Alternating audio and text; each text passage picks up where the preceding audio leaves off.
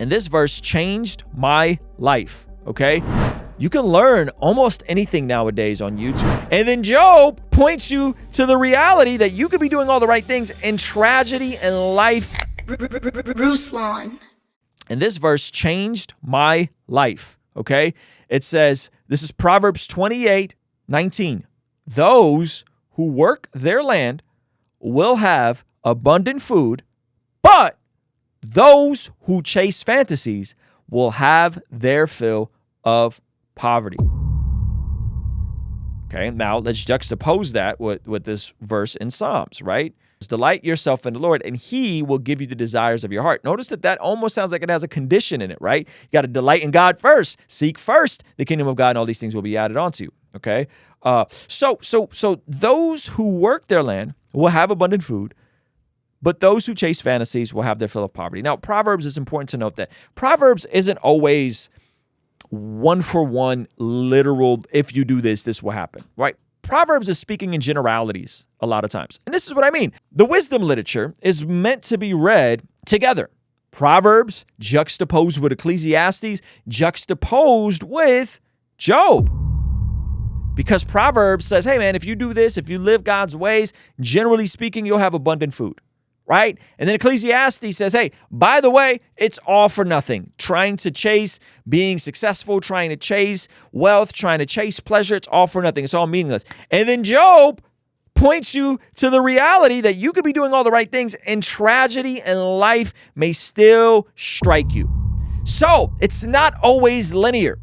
We want it to be. We just want the formula, right? Meaning that you could do all the right things. You could do your budget the right way and something tragic can still happen to you, right? It's a tension that we live in, right? And we don't know why these things happen, but they do happen. So let's think about this verse. When it comes to your passions, your dreams, okay? Those who work their land will have abundant food, but those who chase fantasies will have their fill of poverty. Okay, so my question is what you are attempting to do or what your dream is or what your vision is that your land? Is that truly your land? Because your land generates stuff for you. When you work your land, it generates stuff for you. Some of you guys have hobbies that you want to turn into your vocation. You want to turn into your income. You want it to replace your income. Okay? So my question is, the thing that you're passionate about, the thing that you really want to happen, the thing that you're dreaming about, is that your land? Or is that something else? Because if it's your land, it's going to generate something for you. It's not just going to dwindle and take away resource. It's going to produce resource, right? It's the difference between being a consumer and a producer, right? So when you're thinking about working your land, first you got to ask yourself, is what you want to do genuinely your land? Because a lot of us can have all kinds of ideas and delusions of grandeur and all these different things, and that's fine. But you also have to get sober at one point. If you're expecting to make an income out of your passion or out of your dream, do you have a proven track record that this is your land?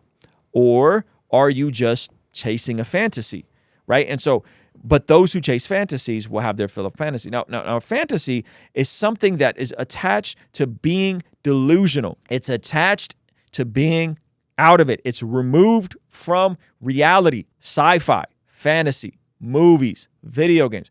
We detach ourselves and we escape to be in another place, right? So a fantasy is something that's detached from reality.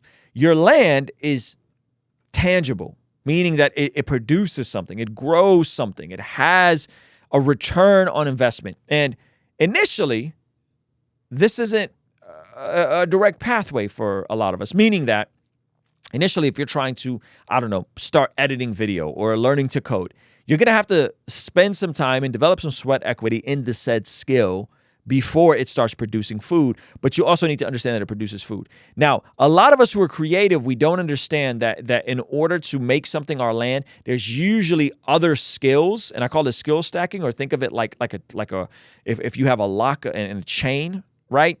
And there's different things that connect, right? So if you're an artist, if you're a musician, you can be the most amazing musicians, but if you don't understand how to tell your story, if you don't understand how to market, if you don't understand how to be active on social media, if you don't understand the other things that come along with it, it doesn't matter how great your music is.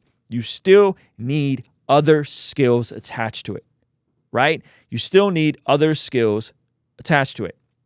So many of us have one skill set. You might be an amazing guitar player. Okay, great. Can you write a song? Can you compose a beat? Can you develop relationships? Are you friendly? Do you have access to people? Can you develop your platform on social media?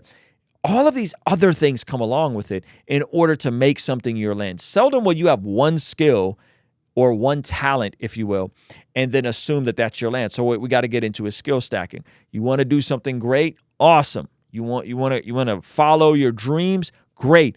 Are there tangible opportunities? And so in hindsight, I was doing a talk a couple of weeks ago. I was hanging out with Pastor Jeff Moores, and he asked me to come speak to the young adults at Rhythm Church, and we did this like panel, and we talked about adulting. And I said, don't follow your dreams, follow the opportunity. Don't follow your dreams, follow the opportunity. And people were confused. Like, what do you mean? I'm going to study to be a social worker. I'm going to go to this.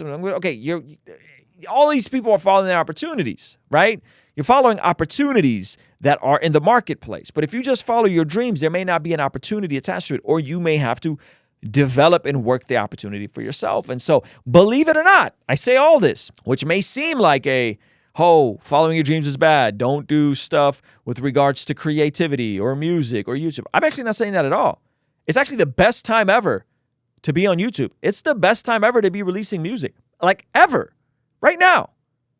But do not approach it like you're some sort of savant and you need to figure out how to just get better at said craft. You need to add additional skills to create a unicorn of a skill set and develop a pathway to success. If you think I just need to be good at one thing, then goodness gracious, it ain't gonna work for you. Generally speaking, unless you're Kendrick Lamar's cousin. Shout out Baby Keem. Shout out to all the nepotism out there. We shot a new studio tour today. And sometimes I'll sit back and I think like, holy moly, there's so many details that go into having a studio. There's so many details that go into all the particulars about music, about video, about live streaming. There's a lot of stuff there. And if I just was the guy who just wanted to do my talks and just want to teach the Bible, and I wasn't willing to humble myself and learn everything that comes along with communicating on YouTube, I would have never been successful at YouTube. This is real. If you want to be a musician and you're not willing to come along and figure out how to do everything that comes with music, you're not going to be successful at being a musician. And you'll get disillusioned, and then you'll start thinking it's these people's fault or those people's fault, or people are asleep on you. You can't get a big break. No one will co-sign you. And that's a toxic mentality to have. And so I want you guys to consider this, right? Those who work their land will have their abundant food, but those who chase fantasies will have their fill of poverty. Are you working your land? Are you working your land? Or at least are you developing the skills to be able to said work land? Okay. You can learn almost anything nowadays on YouTube. You can learn almost anything nowadays on the internet. You could figure out so many different things that if you could package it together and you have the spark and the work ethic, we could do some amazing things for the kingdom.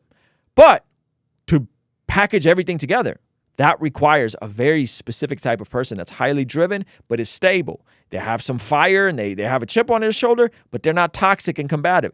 It requires a very specific type of person to kind of pull these things off. And so if you're excited about this sort of stuff, if you're passionate about this sort of stuff, I just want you guys to know, like, it's work. It's a lot of work, and it's not easy. It's actually very hard. It's very difficult.